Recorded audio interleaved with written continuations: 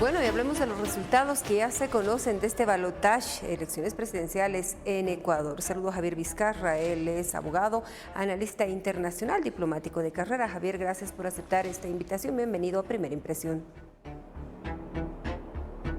Buenos días, María René. Como siempre, un placer estar con tu programa informativo de la mañana en televisión universitaria y a tus órdenes. Segunda vuelta en Ecuador, vaya, los resultados están sorprendiendo a muchos. Es más, aseguran que se habría incluso planificado o se habría gestado un fraude electoral. Lo cierto es que estos resultados entregados por el Consejo Nacional Electoral allá en Ecuador dan cuenta de que nuevamente el empresario Daniel Noboa sería presidente del país en Latinoamérica. ¿Qué es lo que ocurriría? ¿Es una tendencia irreversible o cómo puede tener repercusiones en América Latina el que nuevamente un empresario, y no sea a la izquierda, gane unas elecciones?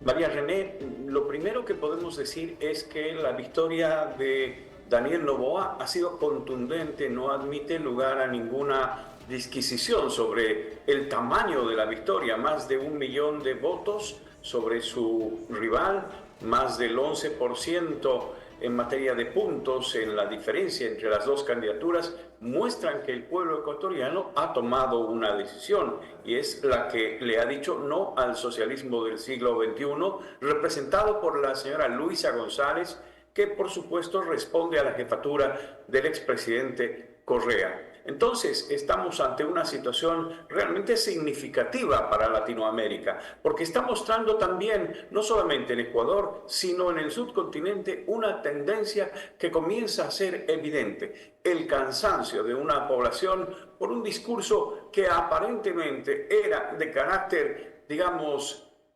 generoso con la población, pero que al final del día los estaba sumiendo a los ecuatorianos en una situación muy conflictiva. Tenemos que ver el antecedente de por qué se realizan las elecciones en Ecuador. Pues se las hace debido a que Guillermo Lasso, el expresidente de ese país, se vio en un momento difícil de la historia ecuatoriana, cuando las fuerzas políticas en el Parlamento no lo dejaban gobernar. Y evidentemente la fuerza mayoritaria del grupo correísta era grande en el Parlamento y lo tenían ahogado. Él prefirió renunciar, disolver el Congreso, que es una figura válida en la constitución política del Ecuador, que le permite con esa medida llamar a elecciones para completar el periodo. Así lo hizo, ganó Noboa y ahora hemos estado expectando lo que ha sido la segunda vuelta, el balotaje, donde la decisión del pueblo ecuatoriano ha sido difícil. Ahora, ¿por qué el pueblo ecuatoriano ha votado de esa manera? Hay algunas explicaciones. Una de ellas, por ejemplo, es que se ha ejercitado un control absoluto del movimiento de la gente en el Ecuador. No se ha permitido que haya traslados, se ha mantenido un orden, y así es como se ha desarrollado en un ambiente pacífico y de tranquilidad la elección en ese país. 100.000 uniformados. ¿Te imaginas, María René? 60.000 policías y 40.000 miembros del ejército desplazados en todo el país para asegurar que no haya violencia, algo que fue el signo de los últimos meses, incluso años en el Ecuador, producto de estos grupos subversivos que han sumido en el terror a ese país. Entonces el votante ecuatoriano se ha trasladado hasta el cuarto oscuro y ha emitido su voto libre. No tenía el celular, se prohibió completamente el ingreso al cuarto oscuro con el celular, bueno, no oscuro, al cuarto de votación, donde estás solo tú y la papeleta y tienes que decidir. Ahí ya no había el voto de la papeleta para mostrar al jefe de la comunidad que habías votado, porque ese voto comunitario, masivo, obligado, no conciencial, sino más bien obligado, no ha ocurrido esta vez. El pueblo ecuatoriano ha sido libre de votar y ese es el resultado. Javier, quiero hacer hincapié en las denuncias que hace la correísta Luisa González. Asegura que hubo un título de fraude, es más, habla de una dictadura. En ese contexto, bien, si se vive otro panorama, por ejemplo, en Venezuela, lo cierto es que desconocieron un primer resultado que en su momento había sido reconocido y oficializado por el Consejo Nacional Electoral. ¿Podría ocurrir lo mismo en Ecuador?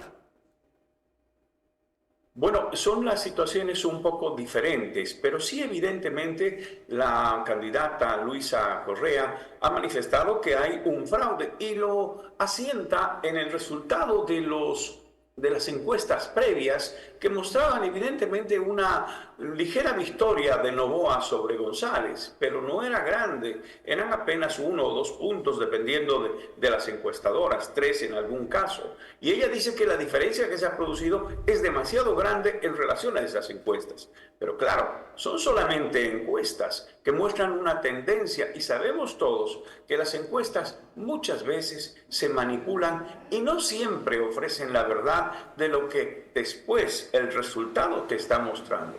Y la presidenta del Consejo Nacional del Ecuador ya ha mencionado que la victoria es definitiva y no solamente eso, sino que ha felicitado al ganador de las elecciones. La presidenta del Consejo Nacional Electoral ha dicho ayer, la señora Diana Atmaint, déjame ver, sí, Diana Atmaint, cuando todavía no han completado el 100%, pero andaban en más del 90%, y la diferencia era de 1 millón de votos, más de 11 puntos, irreversible, y ha dado por ganador al presidente Daniel Noboa. ¿Qué otra cosa más?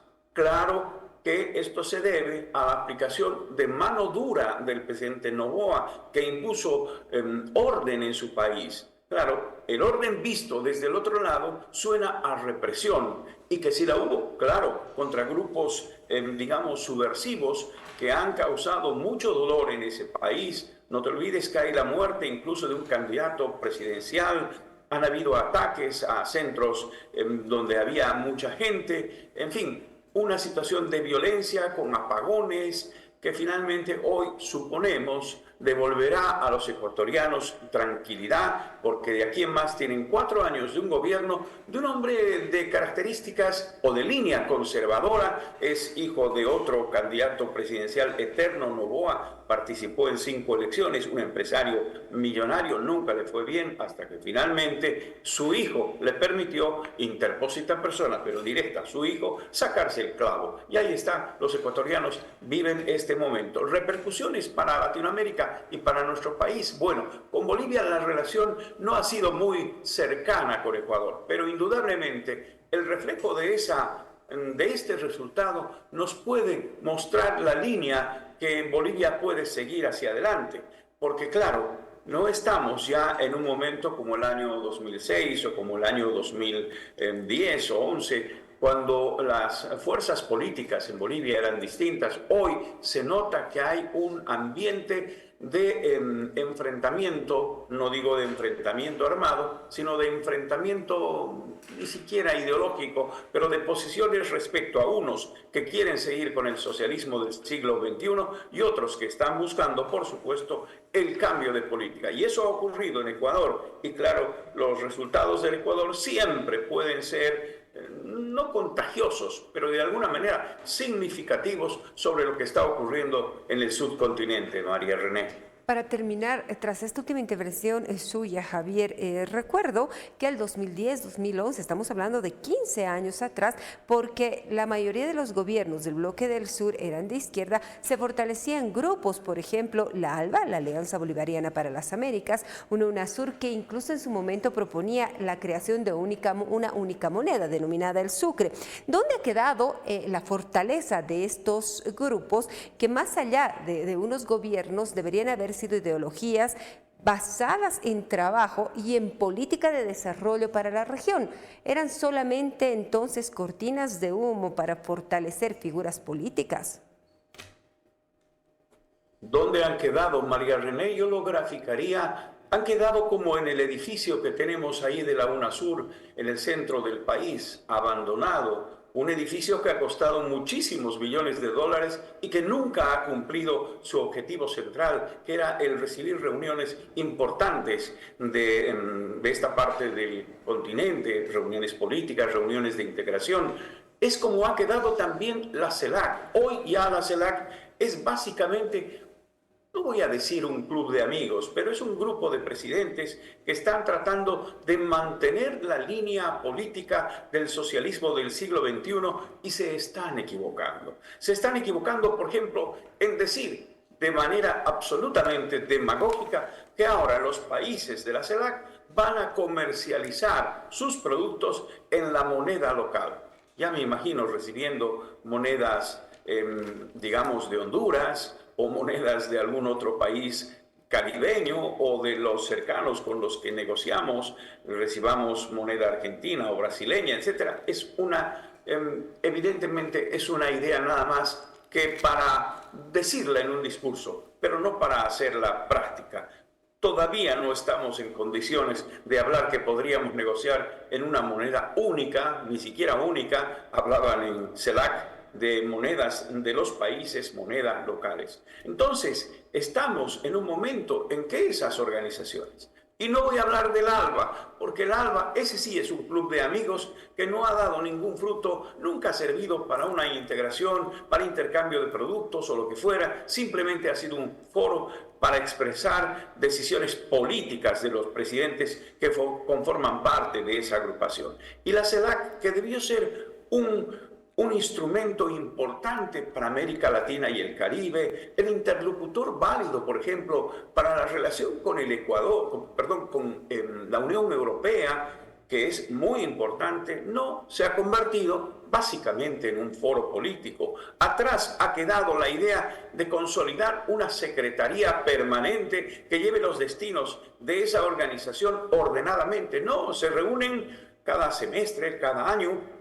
los presidentes para emitir declaraciones. Por lo tanto, han convertido a la CELAC básicamente en un foro político, que no tiene ya las características que se le pretendió dar al comienzo cuando se creó esta organización. No asisten países de los que ahora no están vinculados con el socialismo del siglo XXI, Ecuador, Perú, Argentina, e incluso la participación de algunos otros países como Brasil o Chile, ya ha ido cambiando de mirada. Están aplicando lo que el profesor boliviano que trabaja en la Universidad de la Florida, FIU, Florida International University, se llama Eduardo Gamarra, habla del pragmatismo estratégico, que no es más que priorizar el interés nacional en las relaciones internacionales, en las relaciones con otros países. Ese pragmatismo estratégico es el que comienza a calar en algunos países que están sus gobiernos vinculados con esta línea política. El resultado, para concluir, María René, de Ecuador es importante en el tablero geopolítico de Latinoamérica. Y nos quedamos con esas palabras para que nuestro público tenga el comentario final. Javier, muchísimas gracias. Cuando tengamos que hablar de temas internacionales, ten por seguro, serás convocado a Primera Impresión de Televisión Universitaria. Excelente jornada.